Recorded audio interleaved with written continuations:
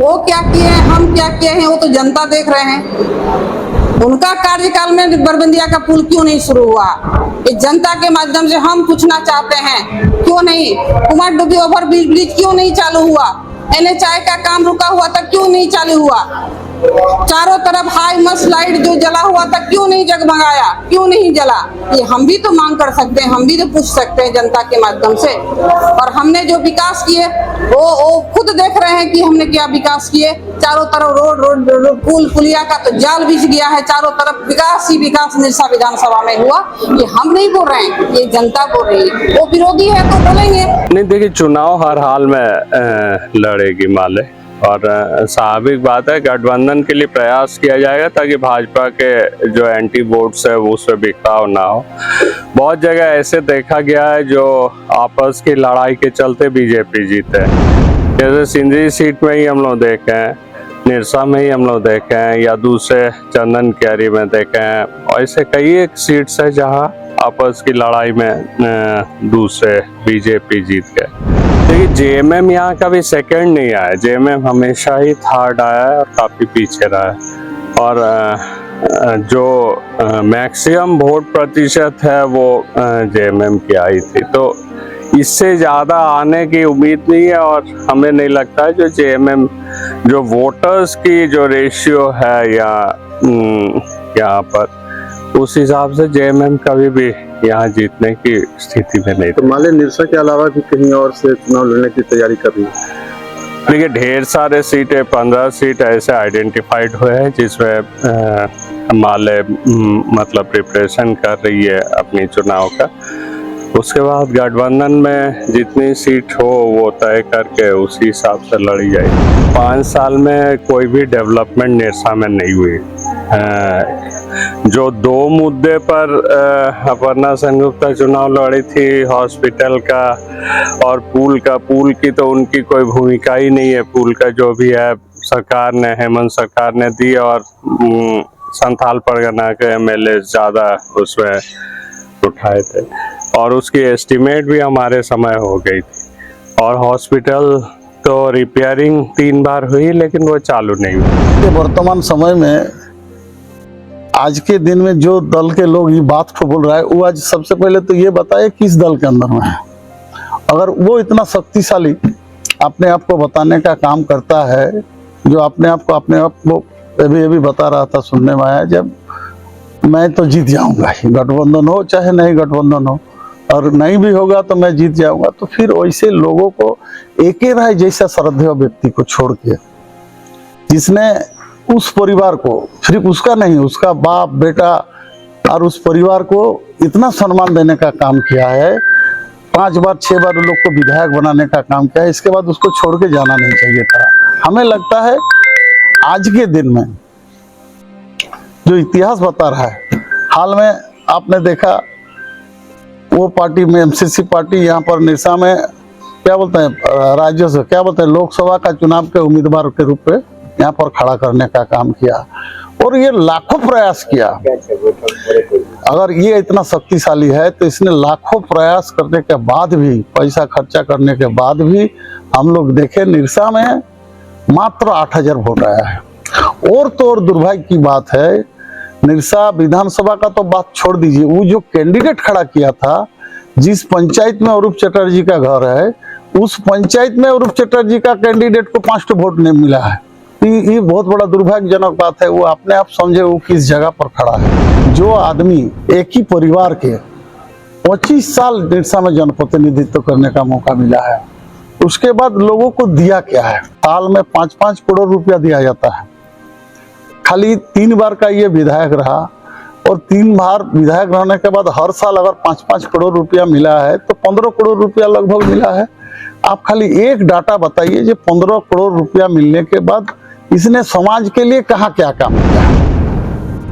इसने एक ही काम किया है, राजनीतिक जीवन में कभी कुछ काम नहीं किया। जहां इसके पहले उसने कहा था हम इंडस्ट्री का हब लगा देंगे, लेकिन दुर्भाग्य है ये बात उल्टा, इसी परिवार के लोग 25 साल निरसा में प्रतिनिधित्व किया, और 1 बाय 1 कुछ नहीं होगा तो 15 से 20 तो फैक्ट्री जो है, इंडस्ट्री है, जहां कम से कम 50,000 आदमी लोग काम करता था, उसको लोग बर्बाद करने का काम किया है।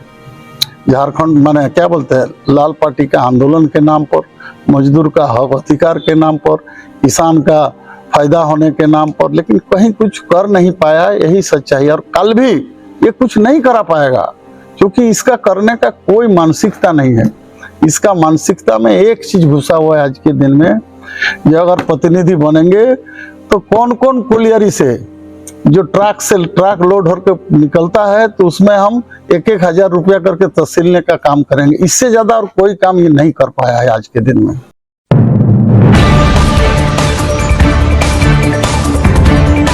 नमस्कार, मैं हूं कुंवर अभिषेक सिंह, हाजिर हूं आपके बीच कुछ खास राजनीतिक मुद्दों पर चर्चा करने के लिए। और आज का विषय है कि झारखंड विधानसभा चुनाव में निरसा विधानसभा चुनाव की स्थिति क्या रहेगी। आपने अभी 3 बयान सुने।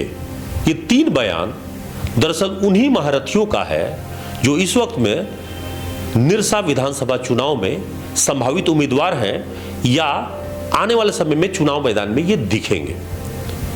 एक पहला जो आपने बयान सुना, मौजूदा बीजेपी की विधायक अपर्णा सेन गुप्ता का बयान आपने सुना। दूसरा बयान आपने सुना वो था पूर्व विधायक अरूप चटर्जी का, जो पहले मासस के विधायक के तौर पे जाने जाते थे।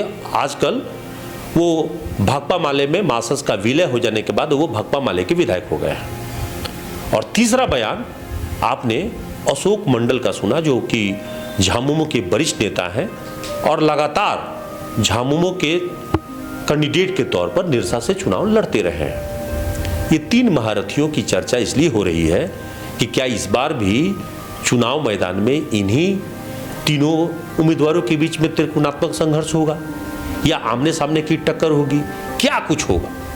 क्योंकि बहुत सारे ऐसे सवाल हैं जिसका जवाब ढूंढा जाना है, जनता भी जानना चाहेगी। अब उम्मीदवारों की सूची की बात है तो पहली लिस्ट भाजपा की जारी होने वाली है। जहां तक मुझे जानकारी है कि भाजपा आज अपनी लिस्ट जारी कर रही है, शाम तक उनकी लिस्ट आएगी। भाजपा के साथ साथ कांग्रेस भी अपनी लिस्ट जारी करने वाली है, उसकी भी बैठक चल रही है। मैं चर्चा कर रहा था कि निरसा के विधानसभा चुनाव में क्या होगा, तो इस पर चर्चा करने के लिए हमारे न्यूज एएनपी के निरसा ब्यूरो संतोष कुमार साहब मौजूद हैं। हम सीधे उन्हीं से बातचीत करते हैं, उन्हीं से आज चर्चा करते हैं। संतोष जी, न्यूज एएनपी के स्टूडियो में आपका स्वागत है। धन्यवाद। सबसे पहला सवाल यही है कि निरसा विधानसभा चुनाव में कसमकस बहुत रहेगा। पिछले 2014 का चुनाव हो या 2019 का चुनाव हो, उस स्थिति को देखे, उस आंकड़े को देखे तो मौजूदा 2024 का चुनाव किस तरह का होगा, क्या रहेगा? देखिए, वर्तमान स्थिति ऐसा है कि जैसा कि आपने जिक्र किया कि 2014 की स्थिति देखते हुए, देखिए निरसा हमेशा जो है लाल का गढ़ रहा है और इस लाल के गढ़ को अगर किसी ने भेदा है तो भाजपा ने भेदा है। और ये इतिहास गवाह है कि जब आज़ादी के बाद ये पहली बार भाजपा का वहाँ भगवा लहराया है। लेकिन सवाल यह है कि जब पहली बार 2014 में जब चुनाव हो रहे थे तब अपर्णा जो है वो भाजपा की कैंडिडेट नहीं थी, तब वो वहाँ कैंडिडेट जो है गणेश मिश्रा जी हुआ करते थे। तब वहाँ पे स्थिति क्या थी, किसको कितना वोट मिले थे? देखिए, तब के अगर 2014 में अगर जाएं तो उस समय जो वर्तमान जो मौजूदा भाजपा विधायक है अपर्णा सेन गुप्ता, वो फॉरवर्ड ब्लॉक से आती थी और उस समय अगर आंकड़ा निकाला जाए तो उस समय लगभग उन्हें 23,000 मत मिला था। रही बात गणेश मिश्र जो भाजपा के कैंडिडेट थे, उन्हें लगभग 51,000 वोट मिले थे और उस समय मौजूदा जो मासस के थे अरूप चटर्जी, उन्हें 55,000 मत मिले थे और वो विजय हुए थे। महज 4,000 का अंतर से वो विजय हुए थे। रही बात अशोक मंडल का, तो भी कम आकलन नहीं किया जा सकता है, उन्हें भी 47,000 मत प्राप्त हुए थे। इसलिए अगर देखा जाए तो अशोक मंडल उस दौरान तीसरे स्थान पर थे। 2019 में क्या स्थिति हुई?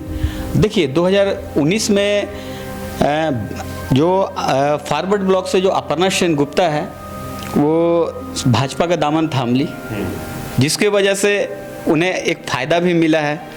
और 2019 की माने तो मासस और भाजपा और जेएमएम ये त्रिकोणीय लड़ाई हुआ था और बड़ा लड़ाई दिलचस्प था, बड़ा टसमटस लड़ाई थी और जिसमें जो भाजपा जो है अपर्णा सेनगुप्ता वो बाजी मार गई।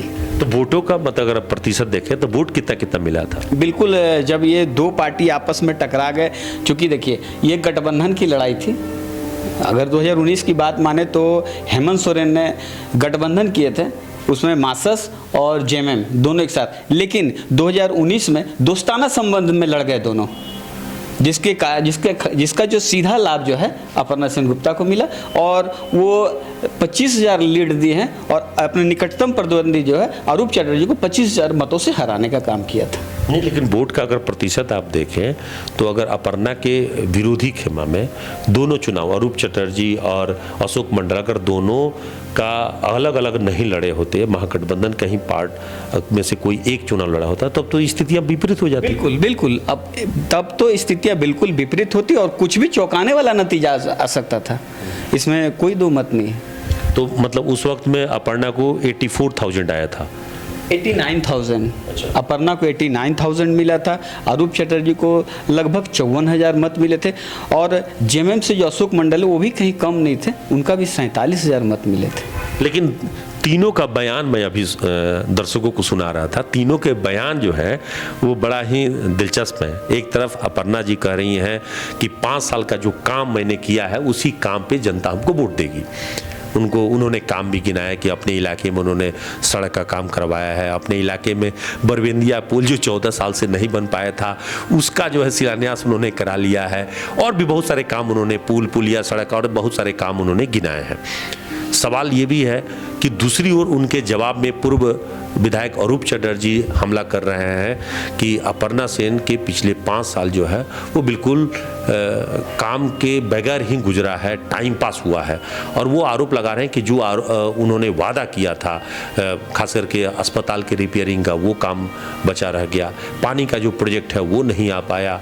वो आरोप लगा रहे हैं कि बरबेंदिया पुल जो है उनके खाते का नहीं है, वो तो हमारे समय का, हमने उसमें बहुत प्रयास किया था। वो जो एक नई जो ओवरब्रिज बनी है उसका भी श्रेय ले रहे हैं। तो वो तमाम तरह के आरोप लगा रहे हैं कि जो काम कुछ हुआ भी है वो मेरे कार्यकाल में हुआ है, पिछला 5 साल में कोई काम नहीं हुआ है। तीसरी जो बात आई है सामने वो है अशोक मंडल का। अशोक मंडल सीधे तौर पर कह रहे हैं और वो अरूप चटर्जी पर हमला कर रहे हैं, अरूप चटर्जी पर निजी भी हमला कर रहे हैं। एक तो उनका ये दावा है कि अरूप चटर्जी बिल्कुल कोई काम नहीं किया है, 25 साल मतलब 3 बार के वो विधायक रहे हैं, उसके बावजूद भी उनके खाते में व्यक्तिगत रूप से जो उपलब्धि होनी चाहिए वो नहीं है। दूसरी वो और भी निजी आरोप लगा रहे हैं, कामकाज पे सवाल उठा रहे हैं, उनके ऊपर तमाम तरह के जो है गलत कार्यों में लिप्त रहने का आरोप लगा रहे हैं। तो ये तरह तरह की चीज़ें जो है आरोप लगा रहे हैं। तो ये क्या सिर्फ एक राजनीतिक आरोप मात्र है या फिर इस बातों में कुछ सच्चाई भी है? देखिए अभिषेक जी, देखिए अभी वर्तमान में चुनाव, अभी झारखंड पूरे चुनाव में गए हैं और आरोप प्रत्यारोप एक दूसरे पर लगना लाजमी है, इससे इनकार नहीं किया जा सकता है। लेकिन जनता ही इसका तय करेगी कि सही जनादेश किन्हें दिया जाए। लेकिन एक सवाल आपने देखा होगा कि अरूप चटर्जी आरोप लगा रहे हैं कि जेएमएम कभी भी वहाँ पे पहला स्थान के अलावा दूसरा स्थान पे भी नहीं रहा। मतलब उनका मानना है कि जो भी लड़ाई लड़ी गई है उसमें आमने सामने की टक्कर हो या त्रिकोणात्मक हो, उसमें जेएमएम हमेशा थर्ड किया है, सेकंड भी नहीं रहा है। तो इस दावे से इस बार महागठबंधन के तहत भी वो सीट का दावा कर रहे हैं कि कम से कम हमको ये निरसा का जो सीट है वो भाकपा माले के खाते में आना चाहिए। अगर ऐसा नहीं होता है तो गठबंधन नहीं करेंगे और ये भी कह रहे हैं कि वो अगर गठबंधन नहीं करते हैं तो उनकी पार्टी 15 सीटों पर झारखंड में चुनाव लड़ेगी। एक तो ये दावा है। दूसरी ओर जवाब में अशोक मंडल का दावा है कि अरूप चटर्जी का ये आरोप कि पिछले बार ऐसा हुआ था तो अगले बार ऐसा होगा, ऐसा नहीं है। उनका कहना है कि वोट का परसेंटेज तो बड़ा है, ऐसा नहीं हो सकता कि 2024 आते आते 70,000 पार कर जाए। जो पिछले बार वो 50 के करीब 47,000 वोट वो लाए थे, तो इस बार वो 70,000 भी पार कर सकते हैं। तो हम ये कैसे मान लें कि उनके कहने मात्र से? उनका कहना है कि अगर एक तो गठबंधन होगा ही नहीं, वो कह रहे हैं कि गठबंधन होगा नहीं भाकपा माले के साथ, और ये सीट जो है निरसा का सीट ये किसी भी स्तर से झामुमो छोड़ने वाली नहीं है। क्या सच्चाई लग रही है? देखिए, राज्य में इंडी गठबंधन के तहत अलायंस बनी है और मासस जो है वो माले में विलय की है और माले का अपना भी जनाधार है झारखंड में। अगर रही बात निरसा की सीट की बात है, अगर दोनों में अगर समन्वय स्थापित होता है तो स्थिति नो डाउट एक चौंकाने वाली स्थिति आ सकती है, परंतु दोनों मानने को तैयार नहीं है। चाहे अरूप चैटर्जी की बात करें, चाहे अशोक मंडल की बात करें, दोनों एक दूसरे पे रोप प्रत्यारोप की बाण छोड़ रहे हैं। अब जनता का निर्णायक ये फैसला होगा कि अपना जनादेश किन्हें देते हैं। नहीं तो ये आपस में बटेंगे तो फिर फायदा तो दूसरे को मिलेगा ना। निश्चित तौर पर इसका परिणाम देख लीजिए, 2019 सेम यही हुआ था। यानी आपका कहने का मतलब यह है कि झामुमो और यहाँ पे भाकपा माले अगर दोनों कैंडिडेट के तौर पर अगर मैदान में उतरते हैं, चाहे वो फ्रेंडली फाइटिंग क्यों ना हो, तो फिर हानि दोनों को उठानी पड़ेगी और दोनों में से कोई एक कैंडिडेट होता है तो फायदा महागठबंधन को होगा। बिल्कुल हानि तो है ही, चाहे वो अरूप चैटर्जी को हो चाहे अशोक मंडल, लेकिन दोनों के दावे में सच्चाई है, इसे हम नकार नहीं सकते हैं।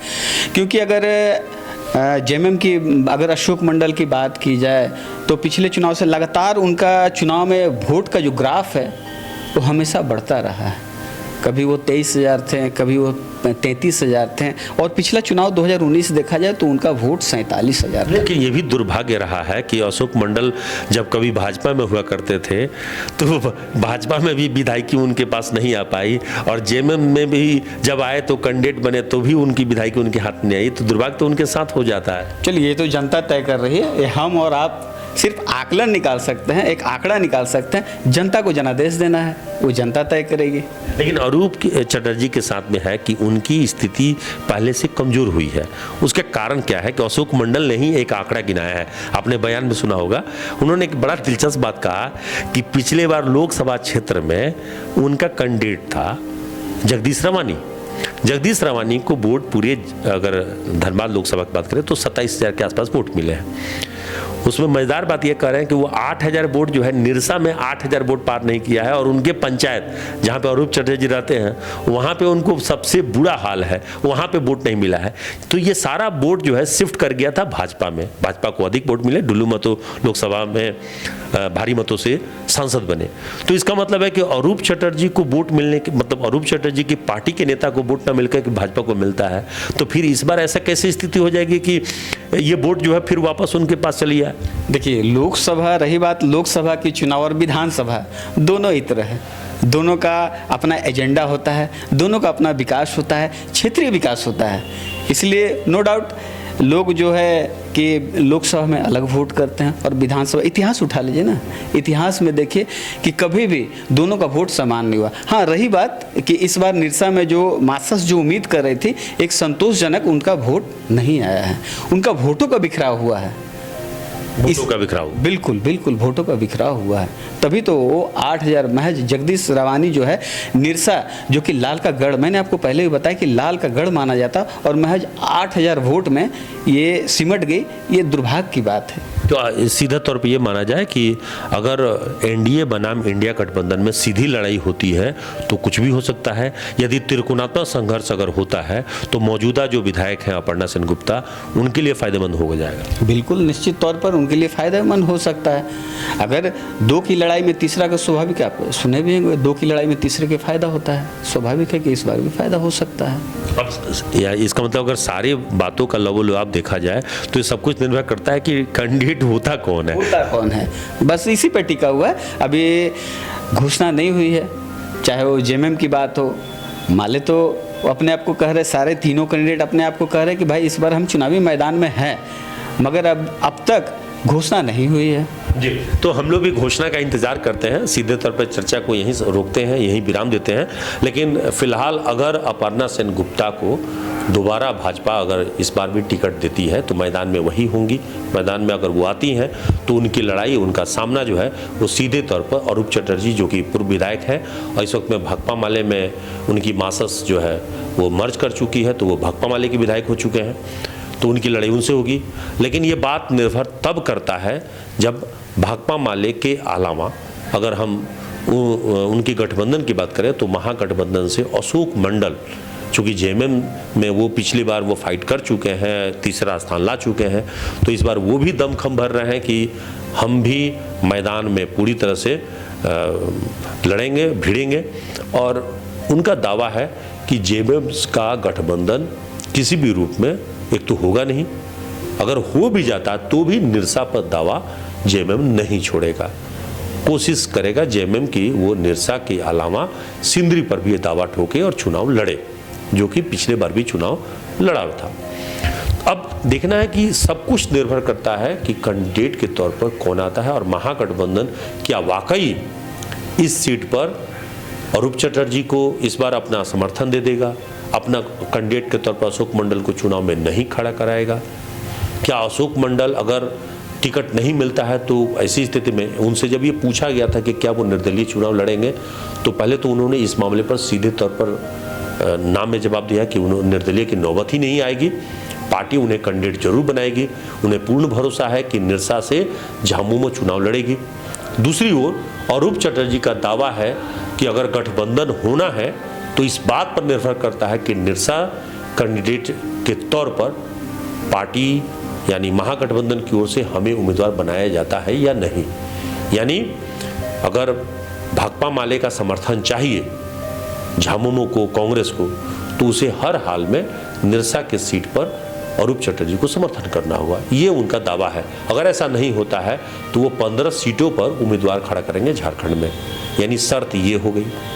और दूसरी ओर अगर हम देखें तो भाजपा के लिए सबसे ज़्यादा फायदेमंद ये है कि अगर ये दोनों लड़ते हैं मैदान में आकर, अशोक मंडल और अरूप चटर्जी, तो भाजपा को फायदा इस रूप में दिख रहा है कि दोनों की लड़ाई में उनका जीत का राह आसान हो जाएगा, क्योंकि दोनों की वोट आपस में जब बटेंगे तो भाजपा को फायदा दिखेगा।